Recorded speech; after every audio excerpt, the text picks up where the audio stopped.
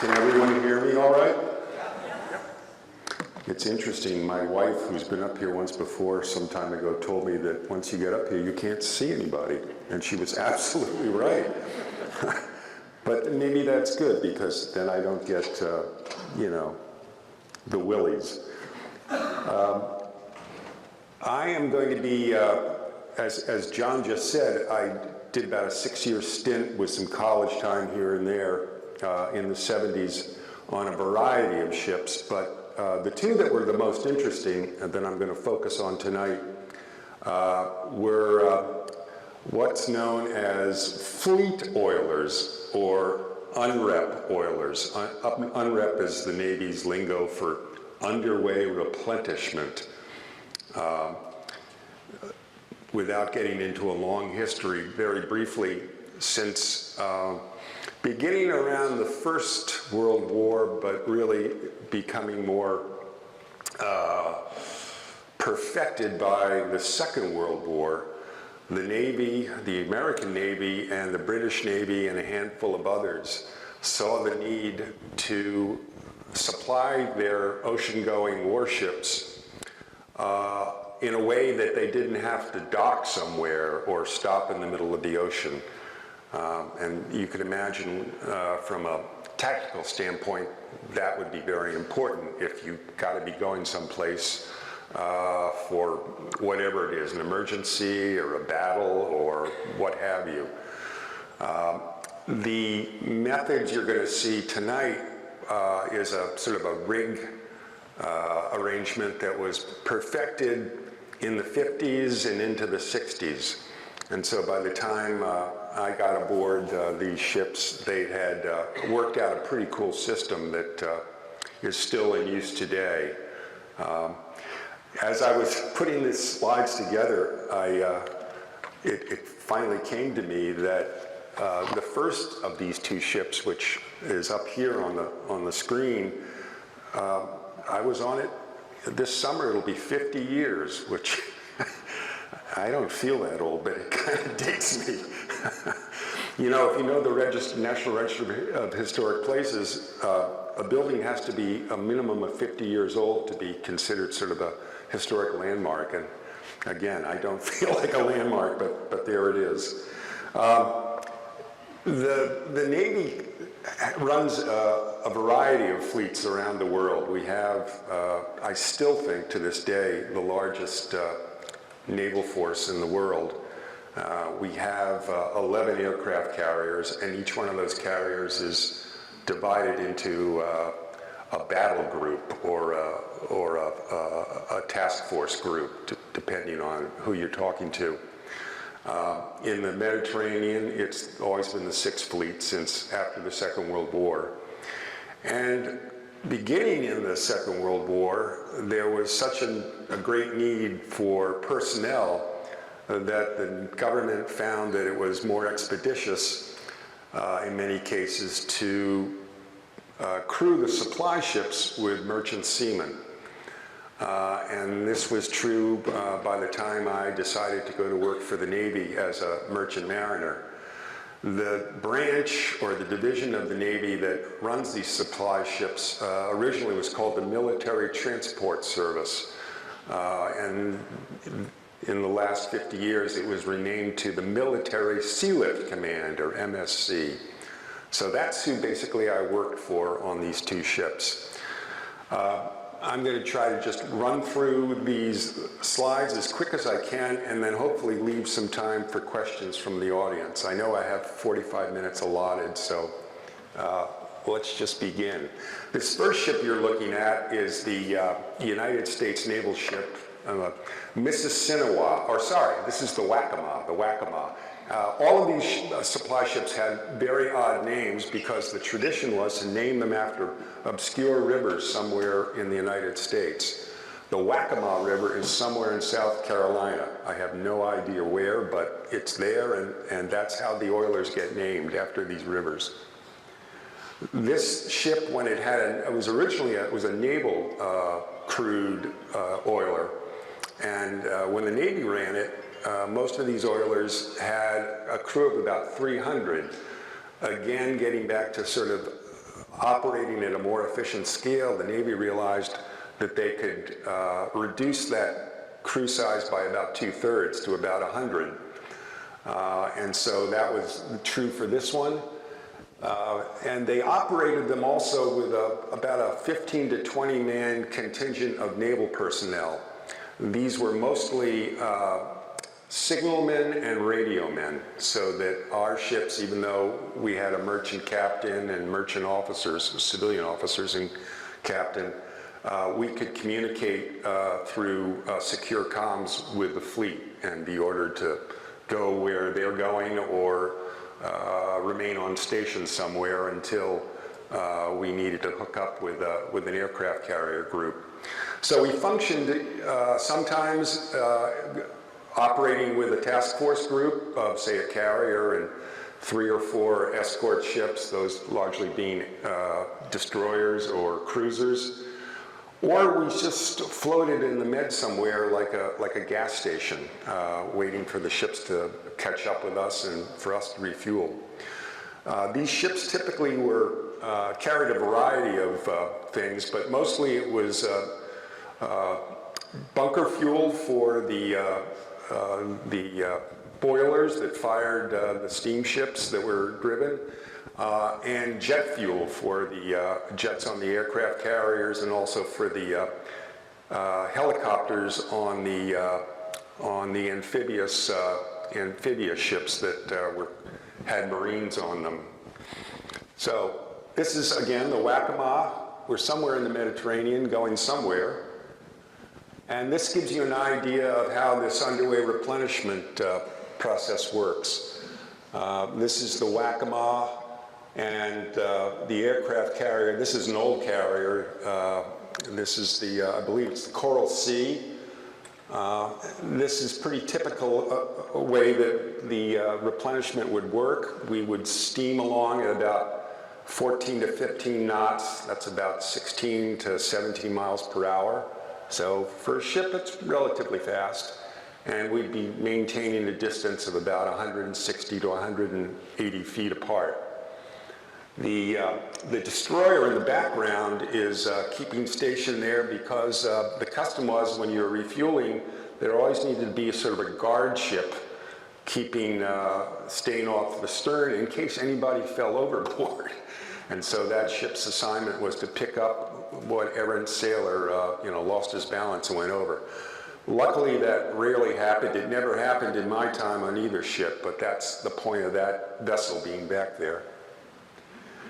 This is an example of the full replenishment hookup. You've got an aircraft carrier, obviously, to the bottom of the screen. I think that's the USS Washington, one of our newer carriers. The fleet oiler in the middle, it's not one I was on, but this was a great aerial shot that I borrowed off the internet. And then one of the destroyers on the starboard side of the oiler that is not hooked up. Its lines are not hooked yet, but it's about to come on station and take a shot line over from the oil tanker. Whoops, I skipped up. This just gives you an idea of how these rigs worked. Our ship would be to the left. This is sort of an earlier configuration than we had. This uses just an old guide boom. You can see that horizontal thing coming out to the side. We had a slightly newer arrangement. We used king posts, but the basic arrangement of how the fuel lines hung is the same. Basically, the lines would hang from a steel wire, and it was sort of like a gondola. You can see that there are like trolley wheels running off the cable, and then the fuel line is suspended from those wheels, so that when the line goes tight from the supply ship down to the receiving ship, gravity will take the probe down and hit the receiving ship to the right. The probe would be basically like a male coupling, and at the receiving ship's end would be a female coupling, and it'd just go like that, and that would be enough to allow the pressure to go up and for the fuel to be pumped. This is a great example of us refueling one of the aircraft carriers. I'm pretty sure this is the USS America. And you can see we're in a fairly choppy sea right there. But an aircraft carrier, even in a choppy sea, rides pretty comfortably. And even us as an oil tanker, when we were fully loaded, we were like a great big old Cadillac. We just low in the water like an iceberg, and heavy seas, unless they were really bad, rarely bothered us too much. Here's another shot. This is one of the guided missile cruisers. I'm not quite sure what this is. I lost my notes from so many years ago, but it just gives you another example of how the hose rigs hang from that steel cable, and they basically attaches into a pad eye that's welded into the steel housing of the warship. When I first got on the Waccamaw in the summer of '76, she was tied up in a French sea base in Toulon, France, which is basically along the south coast of the French Riviera. And you can see she's a big old long ship. I forgot the length right now.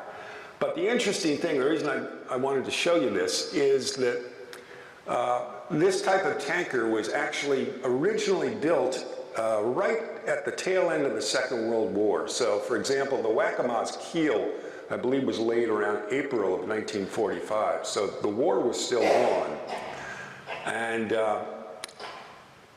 the original ship, before she was jumboized back in the 60s, which meant that she was taken into a shipyard, and I'm going to use my pointer here. They cut her off right about here, and then cut her off here at the bridge house, and then midships, they cut it right down here, and then cut it down again. And what they did was they stretched and built a much longer new hull that went between this house and that house, and then from here to the bow structure. And it stretched her out about another 90 feet and increased her the barrels of fuel she could carry by about, I think 25%, something like that. The next photograph is of the same ship in the early 50s when she was still in her original late 1940s configuration. And you can see you're staring at a much shorter ship. This was when she had a full naval crew on her, and you could see back then, even on the oil tankers, they would have gun emplacements right there. These were probably, and this is an anti-aircraft installation, and I don't think she had 5-inch guns. I think they were just anti-aircraft defensive guns. Now, here's another great example, I think, of how close we could often get in the refueling operations. You're looking at sort of a mirror image here because this is my ship right here, obviously, and this is its sister ship. So they're mirror images of each other. This is the Pawcatuck, again, one of those funny sort of Indian-derived names of a river. And of course, there we are. We're transferring fuel because I think at the time they were going to keep the Pawcatuck on station, and they wanted to take some of the fuel we had and lighter it over to the Pawcatuck so she could stay out on station in the Mediterranean, and we were going to be sent back to refuel. In the Mediterranean, our home base tended to be in Sicily. There was a NATO refueling pier there in Augusta Bay, which actually in the Second World War was the scene of a fairly major battle between the Germans and the Americans. Here's just another, now I'm skipping around. Now, I thought about this long and hard. I didn't want to bore people after a while with basically the same scenes, and between the two ships, what we did was very similar. So what I've done is I've sort of interposed or mixed up some of the same refueling operations that were the same with both ships. The second one I served on is that in the years of the months of 1979 was the Mississinawa. She was a newer and slightly larger tanker or oiler, probably about, I'd say about 90 feet, maybe 100 feet longer, and had a larger capacity of fuel, probably about 30% larger than the other one, the Waccamaw. Here's a shot of her. I thought this was interesting because, again, many ships are when they're fully loaded, they're like icebergs. The larger portion of the hull itself is below the waterline. And I love this one because it shows you the ship in the shipyard under construction. This is probably months before it was launched. And this is at the old New York shipbuilding yard in Camden, New Jersey, right on the Delaware River across from Philadelphia. Now, John mentioned that I was both a deckhand and a helmsman. On some of the earlier ships I served on, I had the good luck and opportunity to spend a fair amount of time behind the wheel. And so I developed a skill that I never thought I was going to have, steering different ships. Ships are very much like cars or trucks in that each one has a slightly different feel to it and responds differently to the wheel commands. But on these two Navy oilers, I eventually graduated to the position of underway replenishment helmsman, which meant that when we got into those formations with the tanker in the middle, a carrier off to one side, and a destroyer rescue on the other side, it was my job to stay right on course. And I had to keep the ship within a degree. I couldn't let it go off more than a degree to either side of the designated course that was chosen. Initially, that was a fairly hairy assignment, but again, I had several years of experience by that point, and I was happy to learn that I could adjust to it fairly easily. I think this is the wheel from the Waccamaw, and as I mentioned, she was laid down in 1945, and so the equipment on this bridge, on this wheelhouse, is really World War II era technology and equipment. In hindsight, I feel very lucky that I got to serve on ships this old, because today you won't find anything like this on a modern day vessel. You'd be almost shocked and surprised to go on the bridge of a modern tanker or freighter, or container ship, you name it. Most of them have tiny little wheels. But this was a hydraulic wheel, and basically when you turned that big brass wheel, you were pumping a hydraulic line that would run all the way back to the stern of the ship to where the pumps and pistons were that in turn drove or turned the rudder. So you got a good workout on these wheels. This is another angle of it. You can see you've got an old-fashioned magnetic binnacle here. This was the gyro repeater. This is what I didn't use the magnetic compass. I used the gyro compass right here. So that's what I would look at to steer. And that's just another good shot of that. A lot of brass work on that ship, and it was my job to keep it cleaned. And since that was my station, I tried to keep it as shiny as possible. And that's me at whatever, 25. I forget how old I was. I feel I'm a little embarrassed by that because it was a cold day when I dressed for that, and I didn't expect to have my photograph taken. And I kind of chuckle now because I look like I'm posing for an ad for a the fishermen and you know, cough tablets or cough drops or something. But there was a guy, one of my friends was a photographer, and he was always wandering around shooting pictures of people. So I just happened to be dressed like that. It looks a little corny, but there I am. This is another photograph of a buddy of mine to the right, John Archdeacon, and we're taking our turn on the starboard bridge wing. We're refueling one of the many destroyers that were escorts to the aircraft carriers. And by the way, the function of the destroyers and the cruisers was defensive. They were there to protect the aircraft carriers. Since the Second World War, the basis of our naval theory and naval practice is the aircraft carrier. As you may know, we were able to defeat the Japanese in the Pacific during the Second World War, both through island hopping with the Marine Corps, taking islands, but also through the battles that we engaged the Japanese fleet with. And both the Japanese and our Navy had large carrier fleets back then. And ultimately, our carrier fleets prevailed.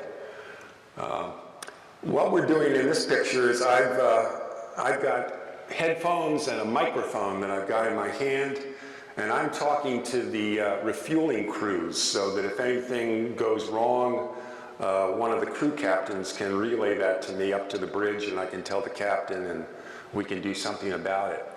John's also got the same kind of headset and microphone, but he's hooked up to the officer on the bridge of that destroyer who's got the con. In other words, he's controlling the course and speed of that destroyer so it stays on station and doesn't run into us. Oh, one more shot of me. This is the same guy. When I wasn't on the bridge steering the ship, I would stand watches, and watches on ships are 4 hours on, 8 hours off, 4 hours on, 8 hours off, and you go around that on a 24-hour cycle day after day, as long as you're at sea. So this is obviously a hot summer day where I'm up there in a t-shirt, peering through the binoculars at something in the summer haze. And from that bow, if you turned around and looked back at the bridge housing, that's what you'd see on the Mississinawa. You can see the big anchor windlass, it's a steam driven. You can see the steam lines here. And there's a big capstan for hauling in the bow lines that would be used on these ballards right here to hitch things up when we go into the port and tie up. And then you can see the big anchor chain right here, and another windlass right here on to the left. Whoop. Just another example. This is in a fairly rough sea, and as you can see, we're tearing up some waves between us. Again, the oil tankers, because they rode low in the water, were like an iceberg. We pitched we rolled more than we pitched. So it was a nice even sort of thing, and eventually your feet and your equilibrium, your inner ear, so to speak, would get used to the rolling in it. You didn't think anything of it, having the ground moving under your feet all the time. But there's a little sea coming in off our lower main deck. These oilers had two decks. The lower main deck, which is where you'd have the hatches for the oil holes. Right there's one. And then the upper main deck is where the crew would usually work, and where the steam windlasses were for the refueling stations. And that's just a little spray coming over our bow. Obviously, in a sea like that, we wouldn't have a lookout posted up in the bow. He'd be up on the bridge wing. Yeah. This is interesting in that this is an old World War II destroyer. Again, back in the 70s, there were still vessels in service that dated back to the end of the Second World War. This is the Sarsfield, and as you can see, the destroyers were called tin cans in the Navy, and there was a reason for that. They were fairly light, fast ships, but and they sliced through the seas, but because of their lightness, they got thrown around a good deal. So you can see his hull has come completely out of the water there, and on the next wave, he buries his nose right into the sea, right up to his 5-inch gun right there. So if you notice, there's some guys on deck right there, and they're life preservers, and they can't, and there they are still. They can't be having a whole lot of fun. Now, I mentioned some of the aircraft carriers that we fueled. This one is the Nimitz. She was the lead ship in a nuclear-powered class that started to come out in the 70s. The Nimitz came into service about 75, so when I was on the Wachabon 75, she was a brand new vessel. Now, of course, we didn't have to give her bunker fuel for her engines because she had a nuclear plant, but we did have to give her jet fuel for her jets and helicopters, which obviously you can see all on deck with their wings folded up. This is the America alongside of us. Again, I'm going back and forth between carriers, but you can see she sort of towered over us. And here she is pulling away. We finished her up our unrep, and she's breaking away from us and picking up speed, as you can see, and pulling off. This is just another shot. I borrowed this off the internet because this was taken from a carrier, and this basically is an open bay that would have been an open bay for the aircraft carrier elevators. As some of you may know, while the carriers can carry a lot of jets folded up, tightly, neatly parked together on their deck, they also had, down here in this level, the ability to store even more aircraft. And there's a perfect example. That platform is an elevator, and it would rise right up to the main deck right there, so they could put at least one jet on it at that level, and then bring the elevator right down, and then they'd ferry that vessel into the big hangar that ran from about here to here. You can see there's another opening for it, and yet another. And that's what you're looking at here. And in this case, we're transporting dry stores over to the carrier. This is another of the many destroyer escorts from the fleet. We did a lot of these, as well as the aircraft carriers. I believe this is the Canlis, but no, this is the USS Barney. I also have to point out that just as my sea time is nearly 50 years ago, every one of these vessels you're looking at, with the exception of the Nimitz, is gone. It's been decommissioned, and in the cases of my oilers and in the case of many of these destroyer escorts, they've been scrapped, melted down, and turned into something new. It makes me feel kind of old, but there it is. I chose this shot because this is another destroyer that came alongside of us, and all these guys here are lined up. We haven't started the transfer of the hose over to them, and the first thing that happens is from our side, there's a guy with basically a shotgun with a line attached to it, and he shoots. It's like a big dart. He shoots it. Oh, I didn't mean to do that. He shoots it over to the receiving ship, to the destroyer in this case, and then these fellas all start to haul in the line, and it gets progressively bigger and bigger until eventually that's why there's so many lined up. They haul across the steel cable. They attach it to a pad eye right about here or here. I can't really see it in this photograph. And then our side takes up tension on that steel cable, and it goes up again, sort of like a gondola cable. And then our hoses, as I said, by gravity, shoot down the slope and hook up with the female coupling on the receiving ship. But to do all that, you need about 10 to 15 guys. There's even more sailors back here behind that ship's boat that you can't even see. Besides aircraft carriers, we also refueled helo carriers, helicopter carriers. These carried Marines. They probably carried up to 800 Marines, and they were basically designed as assault ships that could stay offshore, and then the helos would go in and do whatever they needed to with the Marines on board to attack something. And that's just this is the Iwo Jima. The other one was the Okinawa. The first one was the Okinawa, and this is its sister ship, the Iwo Jima. Again, these ships are all long gone and melted down into some sort of new steel use. But you can see the size of those Marine helicopter carriers. They could, I forget how many Marines they could load on those things, but they were designed as assault aircraft. And again, you can see there's that cable, and we've actually got two stations working here.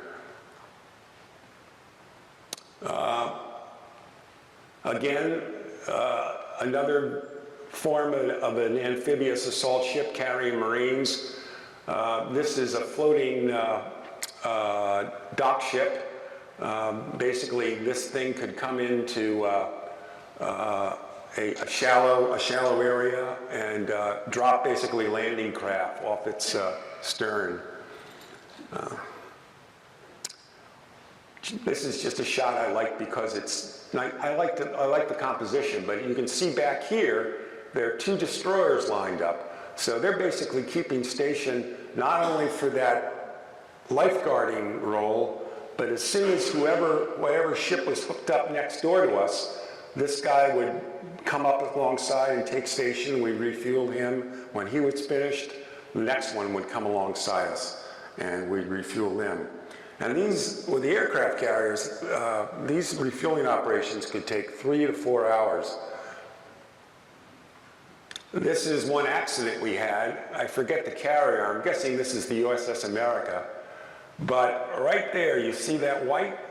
One of our fuel lines burst. We started spraying out, by the looks of it, that's jet fuel. And we had to go into an emergency procedure and bring the line. We basically had to cut off the flow at our end with a valve and then haul that line in and replace it. We also did a lot of replenishment from the helicopters coming in from either the carrier or ammunition ships. The ammo ships were one of the other supply ships that regularly sailed with the fleet. And we also carried dry stores. We carried barrels, 50-gallon barrels of lubricating oil for all the machinery on the different vessels. And sometimes we would carry food stores. They would be usually dry goods that didn't have to be refrigerated. And we also got our mail that way, generally from the aircraft carrier. I like this shot just because he's so low down. And what he's doing, he's about to pick up two, these have missiles in them. These are basically kind of armored, padded missile cases. And we were carrying them, and he's picking them up and he's going to take them back to whatever ship he's from. I think this is from the USS Butte, and she was an ammo ship in the fleet with us at the time. And then I mentioned getting mail from the carrier. This next shot shows us mail call is going to be in a short time after we get the letters out of these two bags.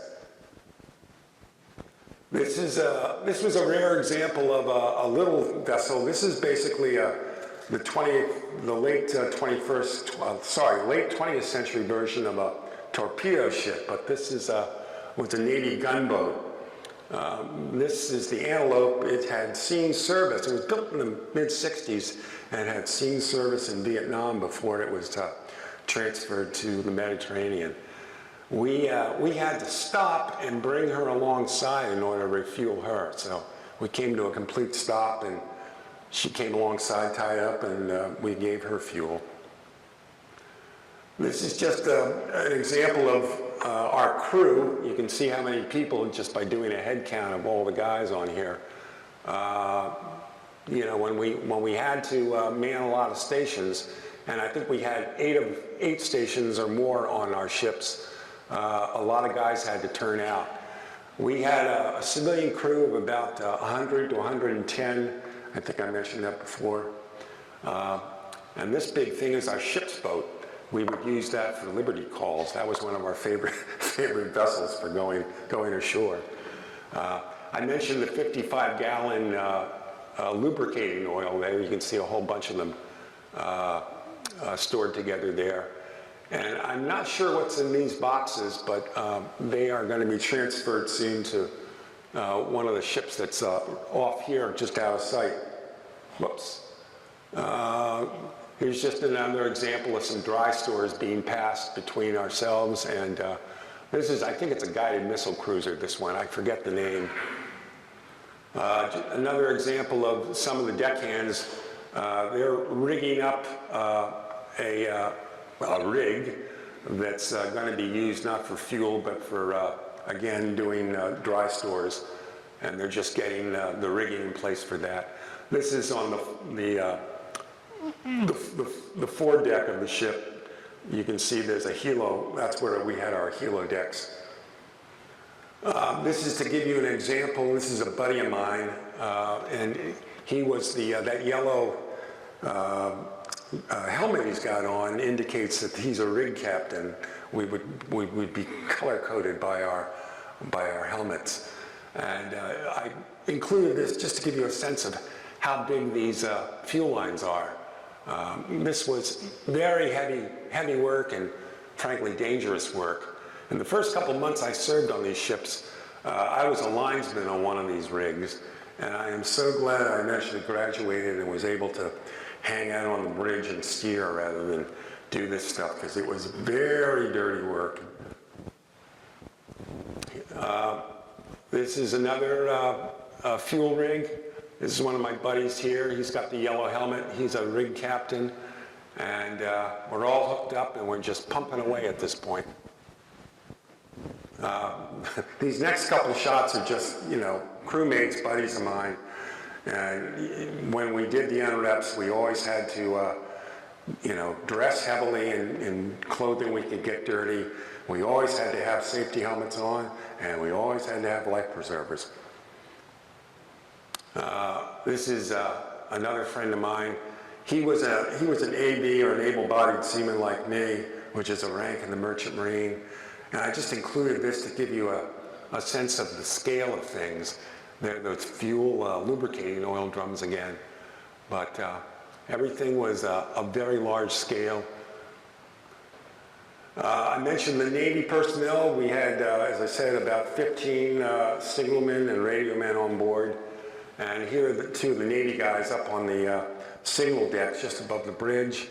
And they're using the signal lamp talking to some other Navy vessel at some distance off.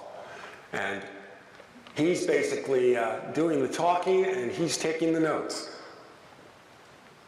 I included this because every one of these oilers had their own sort of house flag or ship flag. And the tradition was at the end of the unrep operation, the captain would order that the ship's flag would be hauled up, and the custom was to play the ship's theme song. In the case of the Waccamaw, ours was the Orange Blossom Special. And so the song would be blasted on the outside PA system of the ship as we pulled away from whatever naval vessel we had finished refueling, and the sailors on the other ship always got a kick out of it. One of the best incidents I can recall is we were somewhere off the island of Crete, and we came upon a small group of Russian vessels. One was a spy vessel and the other were just surveillance vessels, and also a surfaced Russian submarine. And all these guys were just hanging out. We came within close enough distance that through the binoculars they could see us and we could see them, and we were all sort of waving to each other. And as we pulled off, the captain blasted the Orange Blossom Special for the Russians. And they all, looking through the binoculars, they all got a kick out of that. When we weren't sailing with the fleet, we would, as I said, like a floating gas station, either kind of drift slowly on station, keeping a headway at about 6 or 7 knots, or sometimes, especially when we went into port, since we were so big, and in many ports we didn't have pure accommodations large enough for us, we'd anchor off outside the harbor, and then we'd run our ship's boat in and out. In this case, I forget where we were, but this is the Waccamaw, and these guys are starting to paint some of the rust here at the waterline. But that's a pretty typical scene. This is another one where I think we must be in port because we've lowered the gangway, and I'm on the ship's boat, and we're just about to come in and step off and walk up. But you can get an idea, sort of gives you a human scale of how big these vessels were when you were down at the waterline. Again, I mentioned I stood watches. When we were in port, I would go from either steering the ship or being on standby or being on lookout, depending on the time of day. But when we were in port and anchored, we had a gangway watch. And so here we're just setting up the gangway watch. This officer right here in the khaki is basically, he's writing down, it's like one of those, what do you call them? The boards you can use, where's Fred? We have one in the studio, Fred. That's what you call it, thank you. It's basically a whiteboard. And he's putting down when we're going to be leaving port so that anybody who's going ashore for liberty will know not to miss the ship. And there's yours truly, the old redhead back in the day, and I'm about ready to take over as gangway watch. Here's another gangway watch. That's me in my hairy and bearded days with my buddy Pete McGurk. We were roommates both on that Waccamaw in '76, and then in '79 when I joined the Mississinawa, I was surprised as hell when I walked on board the first day to find him on the gangway watch. So it was like an old reunion, 3 years apart. It wasn't all hard work. Sometimes we got to see some beautiful things. This is somewhere probably in the Adriatic Sea, somewhere looking at the Greek islands when it's a nice sunset. This is an anchor in a harbor somewhere, and obviously we're at an anchorage with 2 other merchant vessels with the sun setting behind. We would often leave the Mediterranean temporarily and go to a Spanish naval and air base just outside of the Strait of Gibraltar in Rota, Spain. And here we are leaving the Mediterranean westbound, and that is the Rock of Gibraltar right there in the background. I think I'm almost down to the end, yep. And here is a full battle group that I referred to before. This the centerpiece is the nuclear-powered USS Washington. She's being escorted by 3 guided missile cruisers. These are smaller destroyers. That's an oiler, a fleet oiler like I was on, and that's a newer Arleigh Burke class destroyer. Anybody go up to Bath, Maine now and then and look at the ships under construction at the Bath Iron Works on the Kennebec? Well, Bath Iron Works builds these class of destroyers. I mentioned that all of these ships are now things of the past, memories. And this is where my two vessels ended up. I think this is one of mine, and here's the other one. This is the Mississinawa, and I think that's the Waccamaw. And this was known, well, it's still there. It's the James River Reserve Fleet on the James River in Virginia, just outside of Norfolk. And that's where ships were mothballed and kept in reserve in case there was ever something like a new war and we had to mobilize surplus ships. But eventually the ships would be deemed, if they couldn't be reused, they were deemed suitable only for the scrapyard.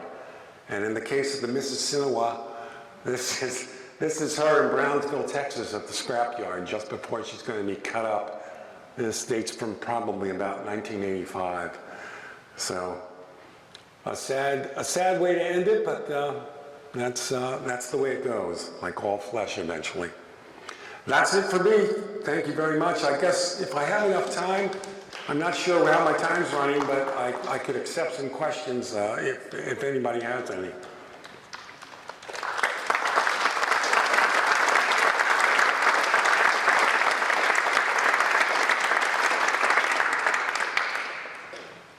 I have one question. Sure. How much fuel could you carry? Meaning, how many times could you refuel a ship before you needed to replenish? That's a good question. Let's see. I think the bigger of the two, the Mississinawa, had a carrying capacity. This would be jet fuel and fuel oil for the engines, about 180,000 barrels. So, I mean, we could, we'd be pumping 4 or 5 hours to a carrier and have a destroyer hooked up, and we'd do multiple destroyers because obviously they have much smaller capacity in that 4-hour period. But probably after that, we'd be light enough that we'd have to go back to like a refueling pier like that one in Sicily and just, tank up again and then be sent out. We weren't the only oiler out there, and the Navy has for years kept 2 aircraft carrier groups in the Mediterranean for years, one in the Eastern Med and one in the Western. Right now, unfortunately, we have 2 of them, and as you know, they're all, in the East, doing what they're doing with Iran and so forth. Yes, sir. Do you have any female crew members?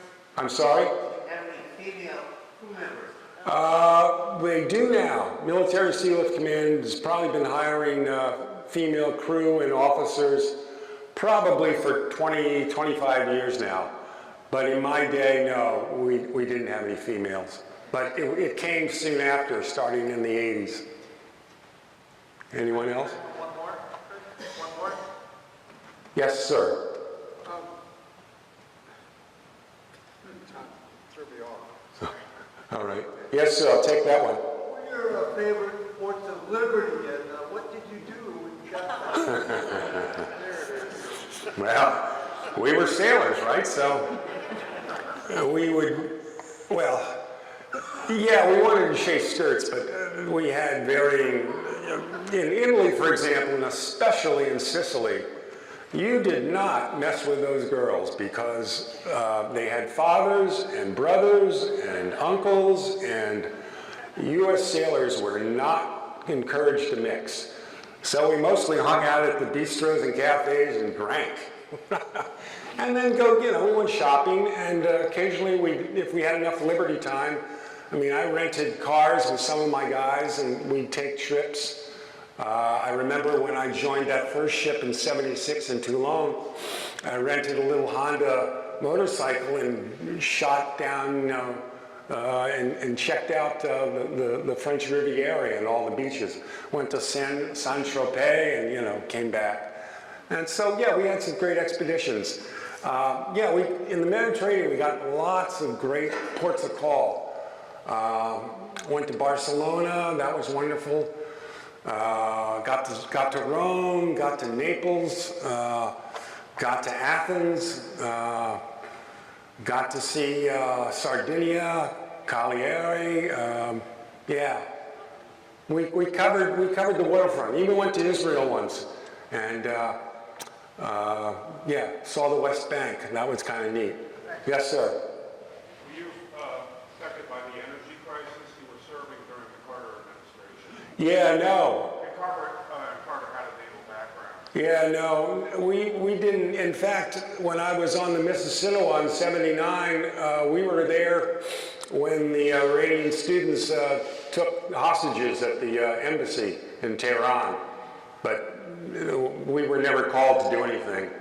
And, you know, when you're with the military, you're in another world, and you're isolated from the real world and what's happening with real people, you know, dealing with real economies and real prices. It's just, you're in another dimension. Yes, sir. How did you end up in this job? That's a long story, but to get into the Merchant Marine is, it's like a catch-22 situation. You know, back in the day, the way I tell it to friends is you have to have something called Seaman's papers, and that's documentation that's issued by the Coast Guard. And to qualify for those, you basically have to be, you know, an upstanding citizen, and they do a full security check on you to make sure you're not, you know, somebody with bad security. If you don't have those Seaman's papers, you're not going to get a job.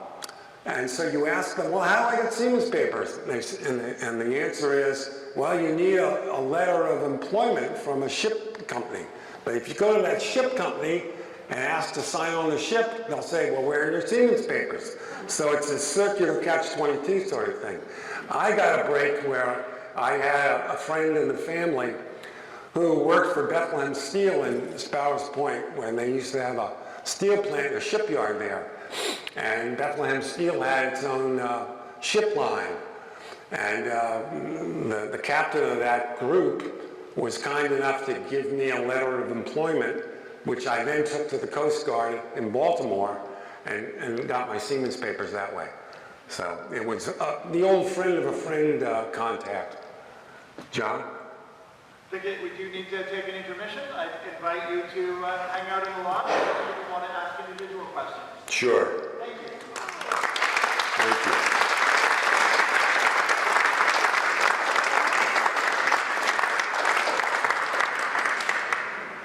Terrific. Hello, everyone. There's some bees in here. We hope you brought your suits. So we have a couple extras, so if you're sitting up front, we've got some suits for you all.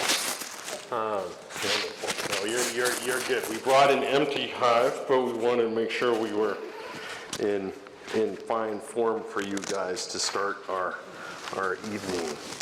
So this bee company has been a wonderful experience for me and Katie. And for me, it's a real treasure to have her here and to be with us as we're kind of going through everything. And as a side note, Fred's daughter and Katie were in the same class at Concord High. And Alice, I think I remember her being the valedictorian of the class. So I can see where she gave a very good speech, and I can see where she gets it from. So thank you very much, Fred. That was awesome.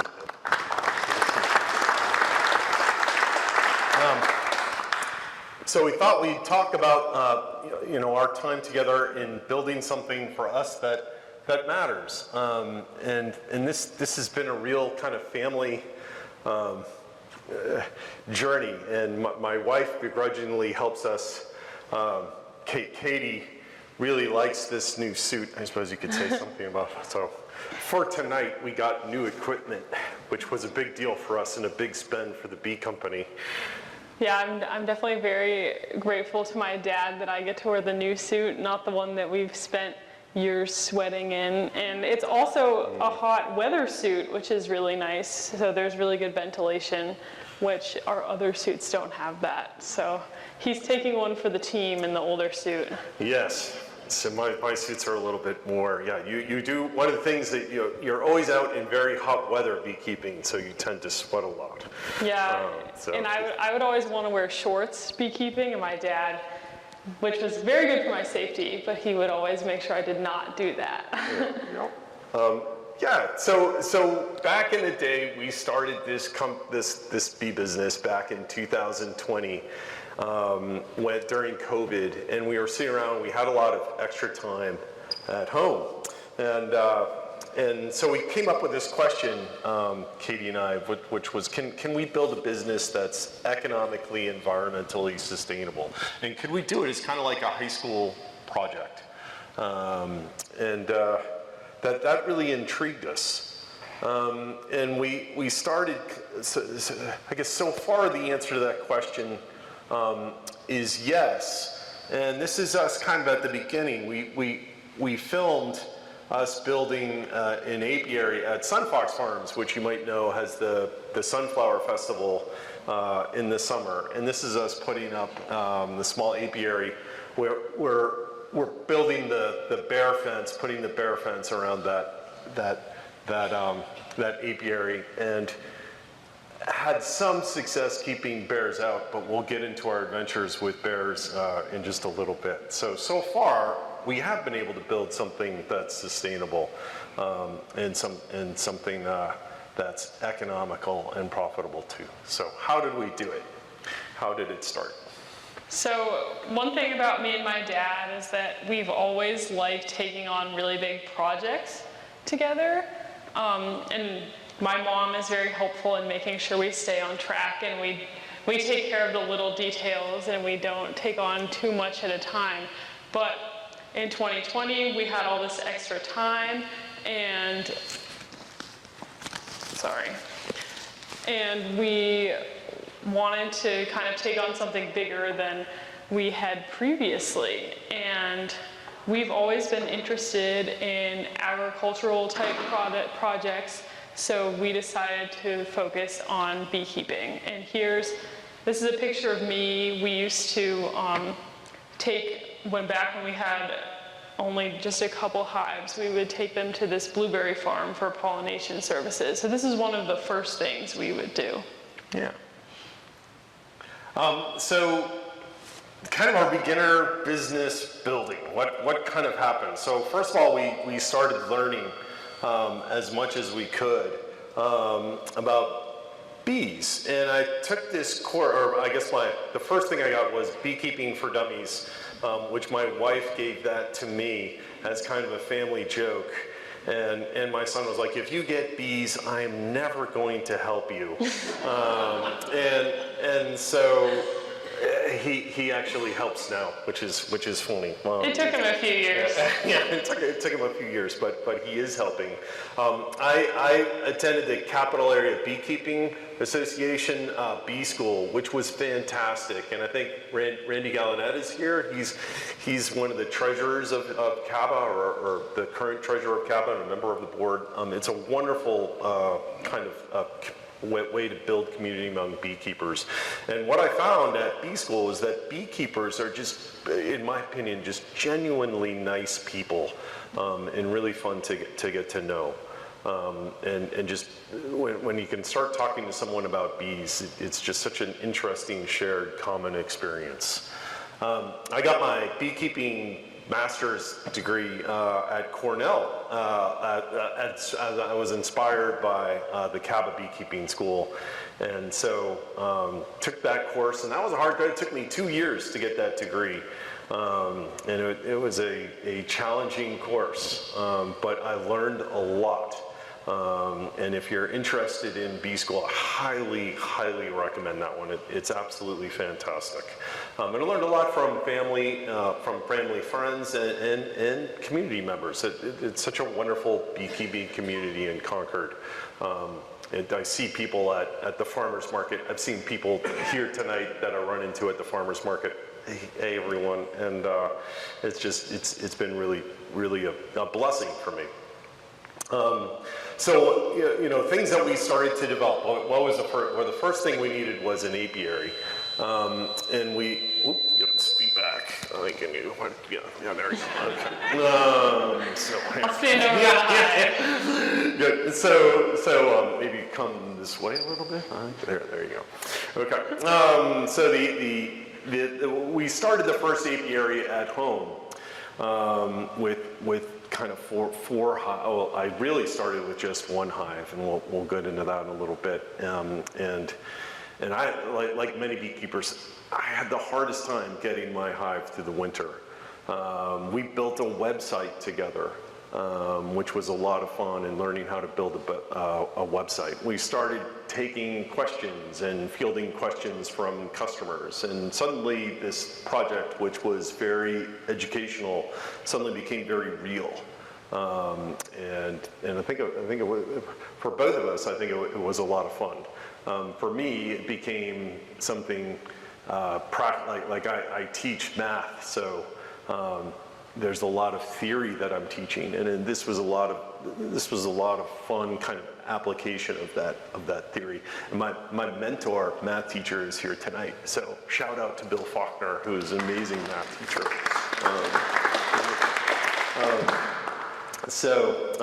And it taught me to take risks, and I think Katie to take risks too, right?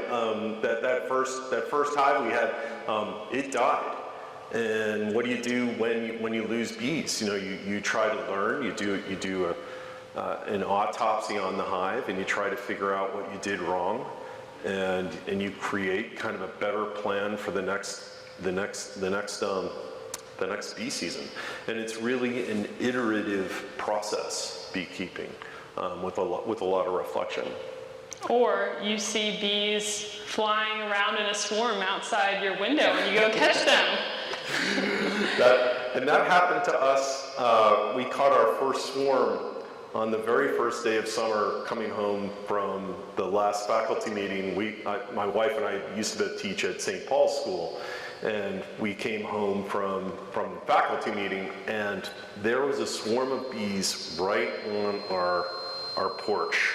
I'm sorry, I'm not sure why that. There we go. And so we caught that swarm. Katie and I caught that swarm, and it was up pretty high in a tree. Yeah, I remember my dad had a saw, and I was carrying a hive box just like this, and I basically followed him under the tree. He climbed up the tree. He was like, "Don't tell your mother about this." And then sawed the branch off, and then it fell into the box. And then once the queen was in there, then we had basically a new hive as long as the queen stayed and made that hive her new home. So we have actually caught 3 of our hives that way, and those have definitely been the highlights for me of working with my dad on this project. Yeah, I will never forget that. Yep, that was not my best parenting moment, but we lived, and that was a good adventure. So the first hive, this is me in my first hive. This is at St. Paul's School on the way out to the boat talks. I had a Tyvek suit I got at Agway, and you might remember those. If you're a beekeeper out in the audience, you've seen these.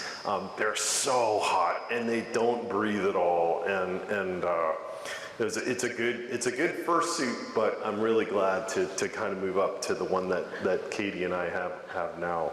I thought, having my first hive, I thought that would be enough. And it wasn't.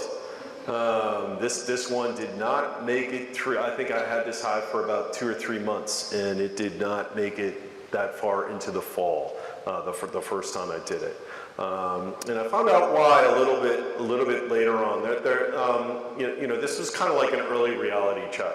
Because when you have bees, that there's this romantic vision, it's going to be great. I'm going to get all this honey, and the bees will be wonderful for the environment, and it's challenging, is the reality. So in reality, it's a fragile system, and there are bugs, and bugs die, right? There are a lot of things that make beekeeping challenging. You can have queen failure, queens pass. And when they do, if it happens in a time where there are abundant drones available, the hives will make a new queen. But sometimes that happens, and there aren't enough resources or drones to make that new queen. So colonies do collapse, and there's a lot of things going up, kind of going against these. There are a lot of the odds are stacked against our bees, and those come in the shapes of like fungicides, herbicides, pesticides, right? They're constantly bringing these things in from all these flowers. And you see the comb in this picture, the comb, that's made out of amino acids, fatty acids, and they absorb these pesticides. So one of the things that I had a bee box, I'm not sure if you saw it, but I wrote 26 on all those frames. And the reason for that is after about 5 years, you should recycle your frames. You should take your frames out of your hive because they become this vector of all these pesticides. One of the things I learned was that you need. Sorry about this. Okay, there we go. I had no redundancy, and that was a problem. Like I only had one hive, and you'll find that as you begin to keep bees, hives will have certain personalities, and some will be really just nice and robust, and the queen lays a lot of eggs, and that's a really fun hive to go check out. Other hives, their personality of that queen and the workers that she lays they're not as nice, and working that hive is not as much fun, right? And so what you want to do is you want to get enough hives that you can begin to promote the hives that you want to be successful, the ones that are producing lots of honey and are mild tempered. Those are the ones you want to get through the winter. At the beginning, I had no redundancy. I had one hive and that was it. And that's not how, that didn't lead to any success. So beekeeping's challenging. I was talking to Randy earlier about some bears that he was having an issue with, and I certainly, this is an example of a beehive that got trashed by a bear, it was a very smart bear. You saw that we tried to put electric fences around our hives. And this bear was smart. It pushed down the electric fence where it wasn't electrified by the posts, and then it took the hive and pushed it outside the fence and then ate up the hive. I moved this apiary across the street to a different farm, and the bear found it again. Very smart bear. A smart bear, and so Katie and I, we ratcheted down the hives with ratchet straps, and that really, I think that really helped. The bear has actually been back to those hives and has tried to knock them down, and you can see claw marks in the hives, but it is not able to push them over. So the bear gave up, and the bear has moved on. Knock on wood. One of the things I know, like at St. Paul's where I had my bees, was on the way out to the boat docks, and one of the things that happened that we noticed was sometimes not everyone likes bees, and some teenagers would throw rocks at the hive and to see the reaction. And I think that's what led to this early kind of death of our hive. And mites are awful. We'll talk about mites in a sec. But if you're a beekeeper, you really have to be careful about mites. They're pervasive. They can get into your hive very easily, and they cause a lot of damage. And weather, the climate change. This was a great winter for snow, for skiing. I found that the bees went through their resources a lot more this winter than last winter. And it caught me a little bit off guard. I needed to make sure that my bees had a little bit more food, and some of my hives didn't have enough food, so I'll make sure to feed them more. You figure this out as you do it. The turning point was about 5 years ago, or let's see, 4 years ago. We had our first. Yeah, we had our first successful winter. Our first hive made it through the winter. This was a huge turning point for us. It definitely was pretty challenging to keep doing all this work and thinking we were feeding the bees enough, and then it turned out we weren't, and through a lot of trial and error, we were able to finally get the bees through the winter, and then we determined that the next thing we really had to tackle was the mites. Yeah, we had to declare war on mites, and I included this video. I don't know if you can see this mite kind of crawl. This is a cell. There's a mite right at the bottom of this cell. There are actually 3 mites in this picture. There's one here, there's one up here, and this was a fairly clean hive.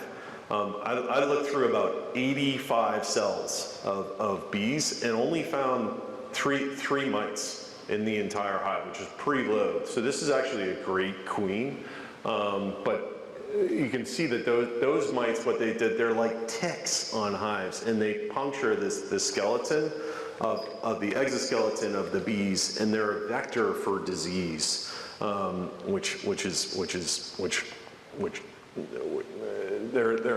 they decimate hives. So really, when we declared war on these mites and moved forward, we started having our bees survive through the winter, and thus we had some success. The hard truth is that, success, you have to survive failure, because you're going to lose bees if you keep bees, and losses are going to happen. Everybody loses bees in the winter. So what I learned was that professionals plan for the loss. So you have to plan for like a 20 to 25% loss of bees through the winter, and how you're going to recover from that. Bees teach us some wonderful things. This is an example of the bee teaching community. This is the New Hampshire Beekeeping Association learning how to test bees for mites using a new scientific method called the Harbaugh assay. So it's a wonderful, I really encourage beekeeping. I love beekeeping, and it pushes me to learn a lot of new things. This is an example of a bee school where you go and you do some professional development. It's really fun. Bees have taught us a lot over the years, and we wanted to go through some of the main lessons that we've learned from beekeeping. So the first one is systems over individuals. We thought this was a really cool image to represent this. This is some honeycomb formation that the bees built on their own outside of the frames, and it just really showed all the work that bees do to kind of create these beautiful structures from resources in the environment. Yeah, this is the pattern they create on their own, and you can see the different colors of honey. It's much lighter over here, much heavier right here. I cut this out and I bring this to the farmer's market, and people love it. You can chew on it, and it tastes it's like gum. It just like the flavor just kind of explodes. It's really, really good. Yeah, and a beehive is, like Katie said, it's a big system. Right, and those big systems collectively, they do some amazing things, like build this beautiful kind of collection of comb, and survive through a winter when they're just these small little bugs. Lesson 2, take it away. Yeah, our second lesson was that redundancy matters. In order to plan for all the things that can go wrong with beekeeping, you have to have multiple hives, backup queens, resource hives. We found that when we prepare for the worst to happen beekeeping, usually we end up having a successful winter. Yep, and this is an example of a resource hive. I've started using these a lot more in my beekeeping, and Mike Palmer is the one who kind of introduced me to this idea. He's kind of a legend in beekeeping from Vermont. It's a double-sided nucleus hive. You see there's a hive on this side and a hive on this side. And together they create this warmth. So the bees don't have to generate as much energy to stay warm for their brood.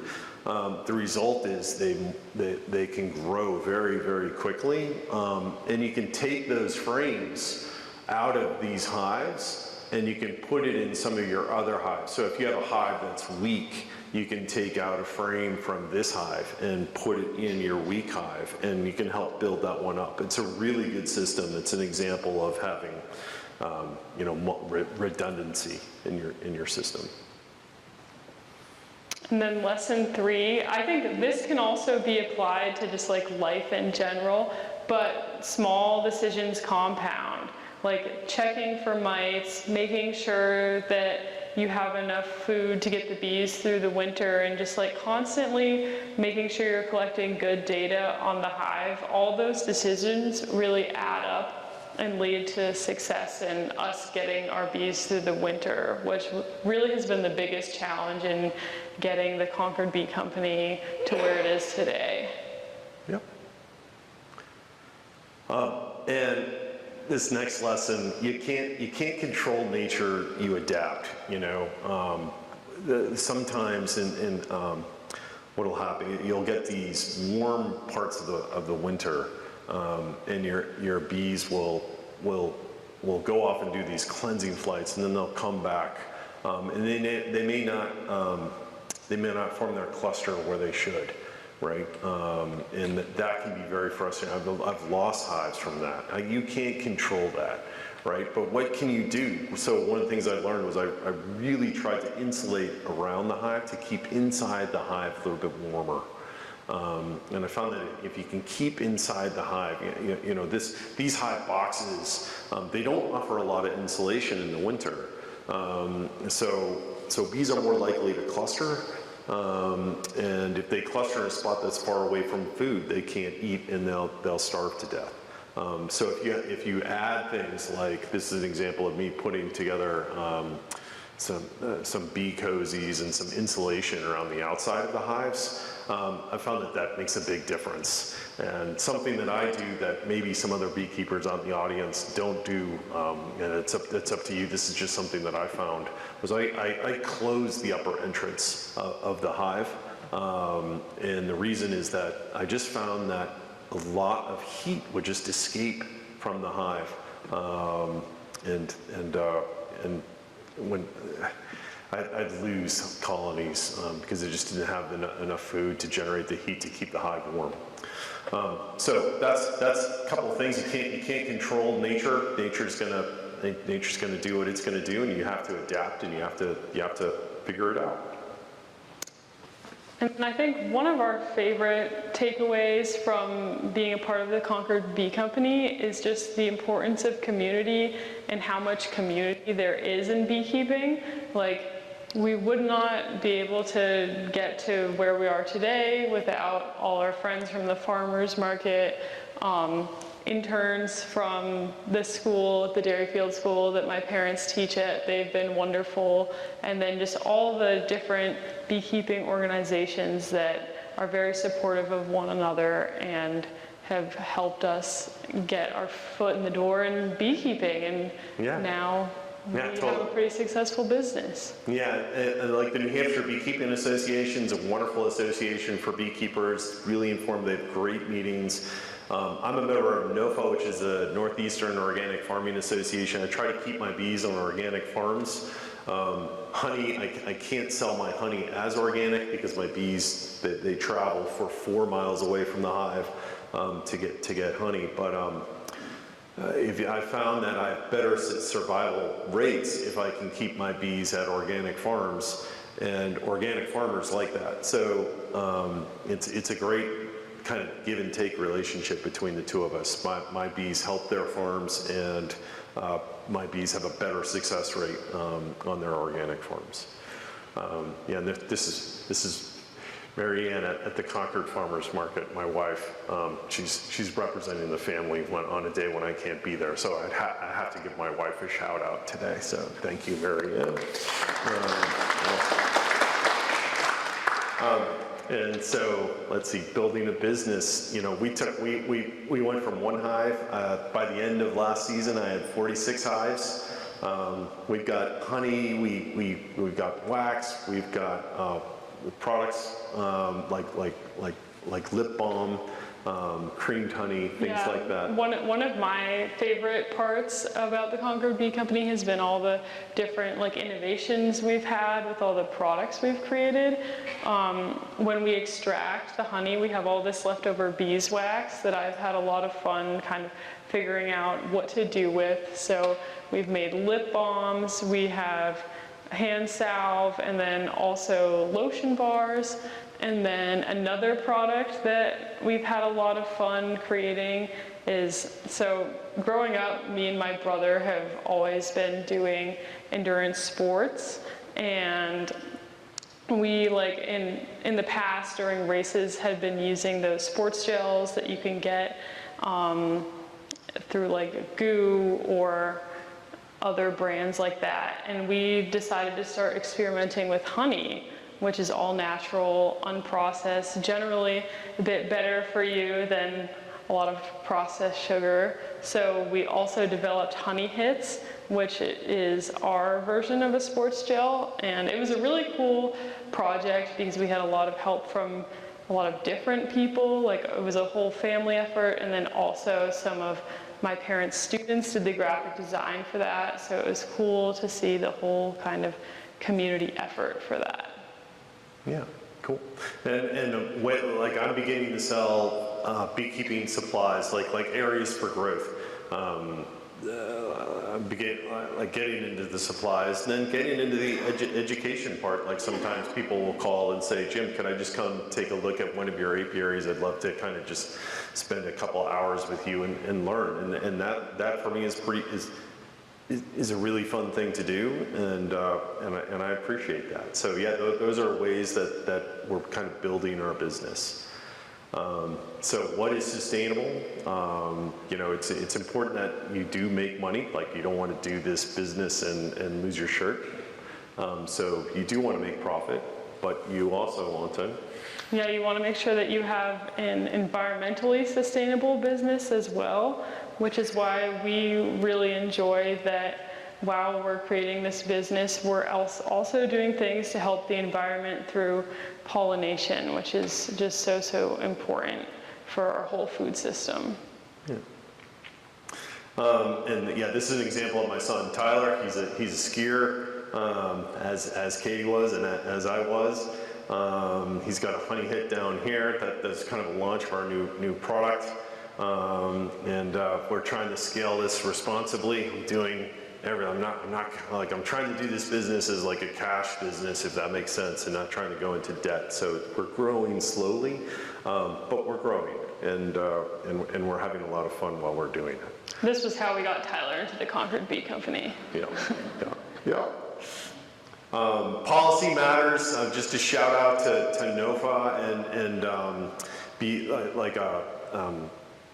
there are these pesticides out there called neonicotinoids, which are systemic pesticides, and they're tough on bees and most pollinators. And just a little bit of some of the damage that they do. Bees will go to plants. Basically, you take these, for neonicotinoids, you take a seed and you dip it in this pesticide, and the pesticide grows up within the plant. That makes it a systemic pesticide. And at first this was viewed as a wonderful way to kind of introduce pesticides into the system. And at first it was thought to be very healthy and good for the environment. But what happens is, for bees, they're getting this sublethal dose of pesticides, and then they can't get back to their hive. It's like they're drunk. They lose their sense of direction, and this was one of the leading causes of colony collapse disorder was things like these pesticides. They just lose their hives and not sure why. All these bees are leaving and then they're just not coming back. They lose the ability to come back. So we promote pollinator health and hope everyone here does too.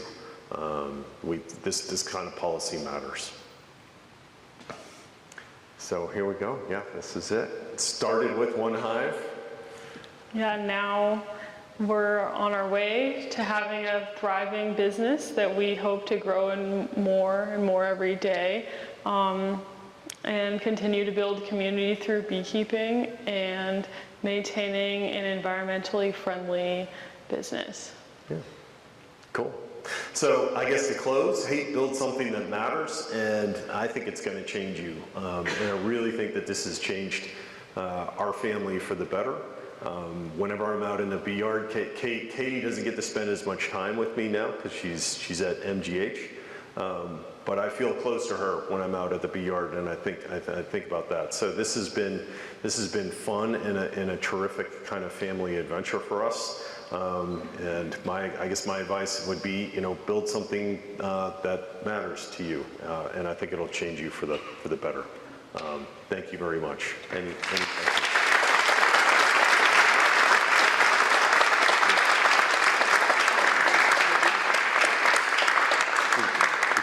We tried to blitz through.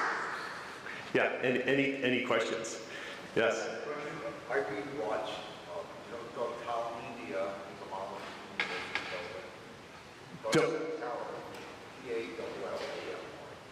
Don't tell. Backyard National Park. Oh, I've not seen that. Is it a documentary? Oh, neonics. Yeah. Yeah. Mosquito Joe guys, he talks against them all the time. Yep. Yeah, and if they're used responsibly, I think they're great. Just they're very easy to overuse, I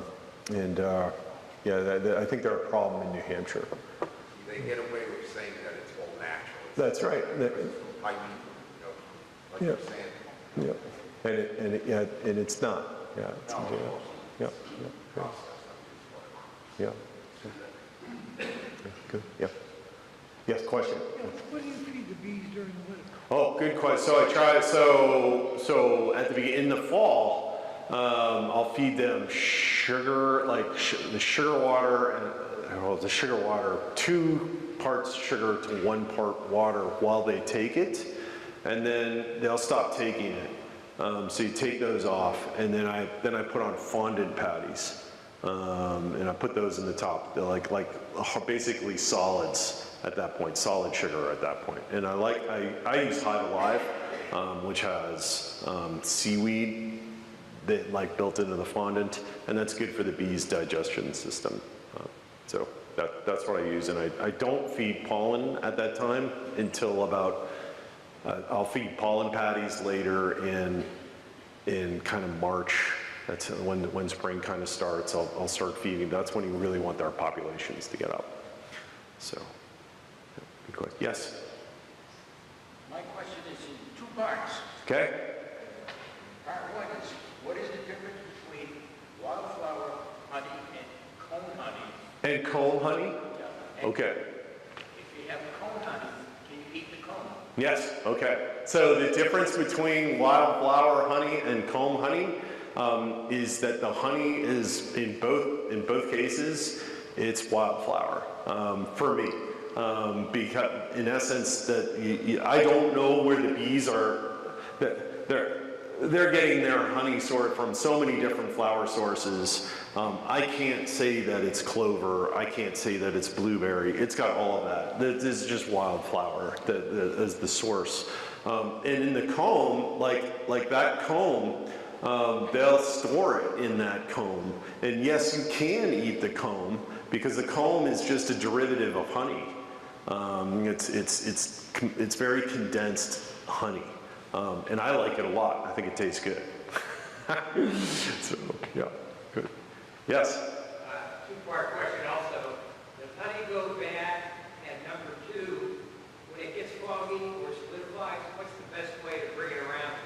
Yeah, so honey has a really long shelf life. I just eat it, even if it solidifies, that's okay. That means it's real honey, because some of the honey you get will never solidify because it's not honey, right? That's a natural process. There should be things like minuscule bits of pollen and comb in that honey, and there's a lot of sugar, so it'll condense and it'll solidify in the water that's also in that honey. The best way to do it, what I do is I boil water, and I use glass for my jars. If you buy plastic, you can't do this as easily, but with glass jars, you can take the water off boil, put the glass in the water, and after 15 minutes, it should be liquid again. So, yep, take it off boil, put the glass jar in, let it sit for about 15 minutes, let it just cool. Newton's law of cooling, Mr. Faulkner, right? And it should work out. Yep, you bet. Yes. You said mice can devastate a hive. Yes. How do you get rid of them? Oh, great question. Okay, so there are a bunch of ways to get rid of mites. So you have to, and it's through this thing called like an integrated pest management system. And so there are lots of tools to the trade that you can use. One of the things that the bees do naturally is they'll swarm, right? And when bees swarm, it's that's a natural way that they fight mites, because mites need brood. The foundress mite lays her eggs in those little brood cells, and when a queen leaves, the colony goes broodless for a little while until a new queen comes, or they're able to build a new queen. She goes out on a mating flight, comes back. So there's this broodless period, and the mites start to pass away. So they're cleansing themselves of the mites naturally, right? But what's the issue if half your hive leaves in the middle of bee season? You lose all your honey, right? So beekeepers are trying you try to keep your bees from swarming. And so then you need to, okay, if I'm trying to keep my bees from swarming, how do I get rid of those mites? There are pesticides you can use. I use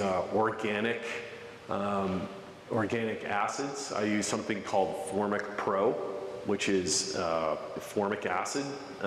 It's actually really super condensed ant's blood, if you can think of it that way, and mites don't like it. They also don't like oxalic acid, which is a derivative from rhubarb. You see some beekeepers put rhubarb on their hives, and some chemists have been able to get the oxalic acid from the rhubarb, and you can use vapor or water and drip lead on.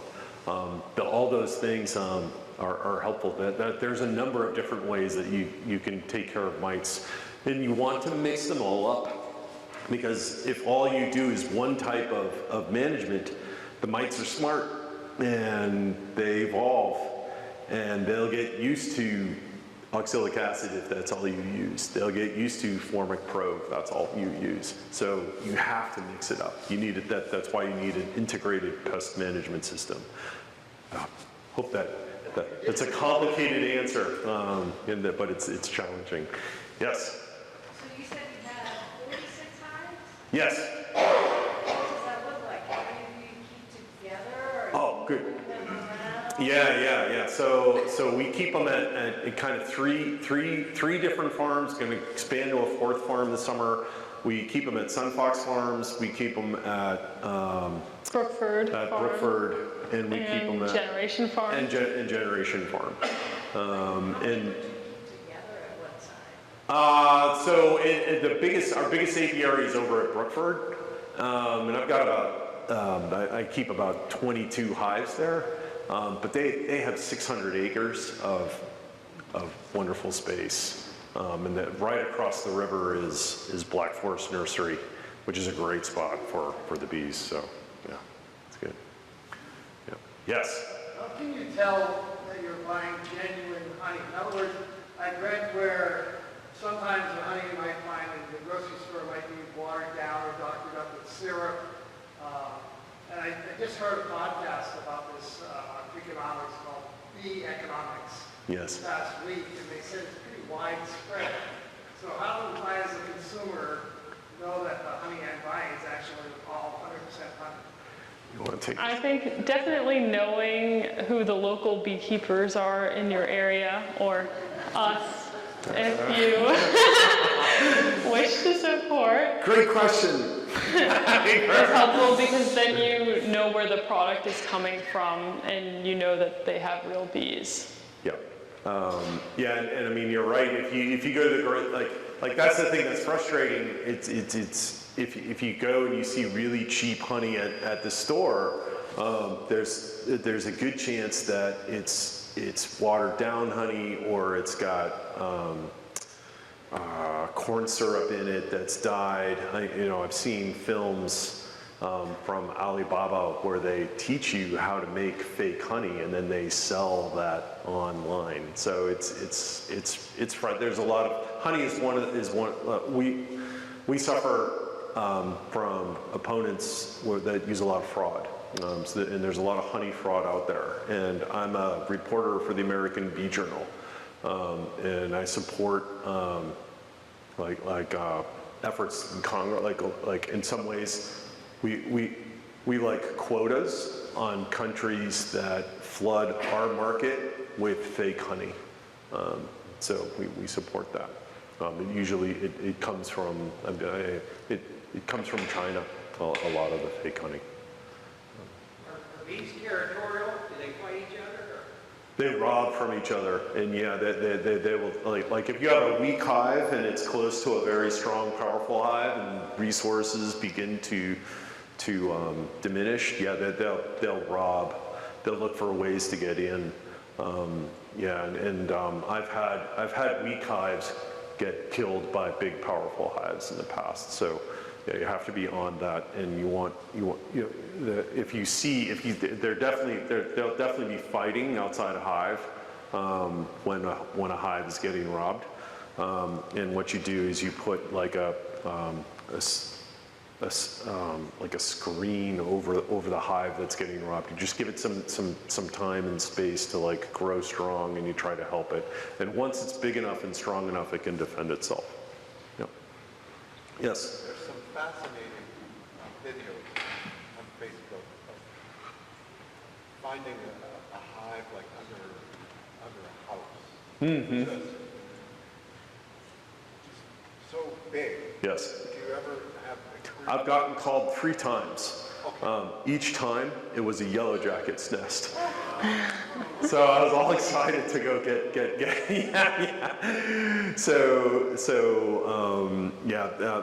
yeah. I do have building experience, so that's actually something that I could do, and I've gone and checked it out.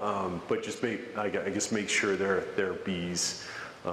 They're easily mistaken for yellow jackets. Yes. How often do you check the hive?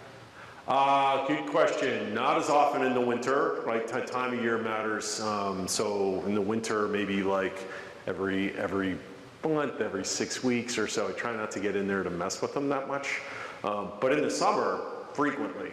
And I got the different apiaries. I go out to the apiary every day, a different apiary, and I'll check them out like a hive, like one at least once a week. And you need a plan when you're going to when you're doing a hive inspection.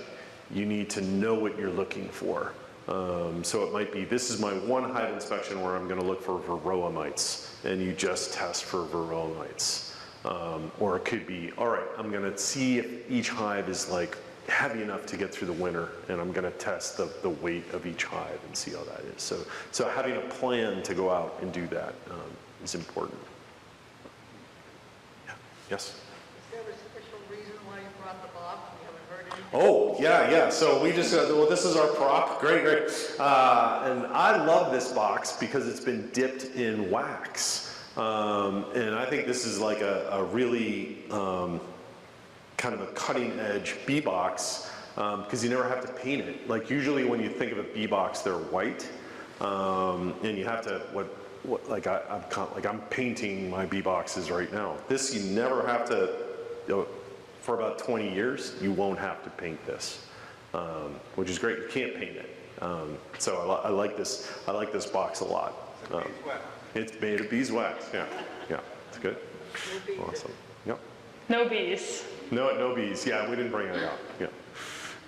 Katie said, don't bring bees. There might be people who might not like that in the front row. So, great. Yes?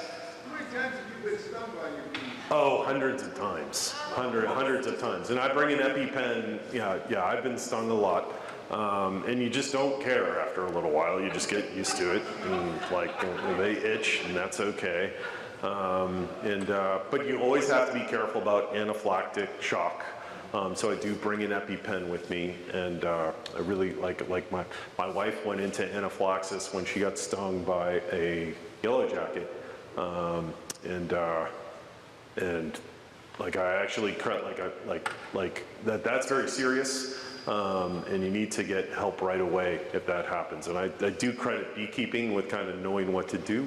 I called 911. I was away when Marianne called. And we got her help right away, and it could potentially have been very serious, but beekeeping kind of helped me figure that out. So I always bring an EpiPen with me when I take care of the hives, and yep, I get stung quite a bit. If you're moving slowly around the hives though and don't do anything that really startles them, that usually helps bring down the level of stings. Also, I'd say the temperament definitely varies among hives. Like you'll have one hive that will be like, oh, this is the angry hive. Like we have to treat this more carefully because they're easier to set off. Yep, there are times you go out to a hive and you just are like, not today.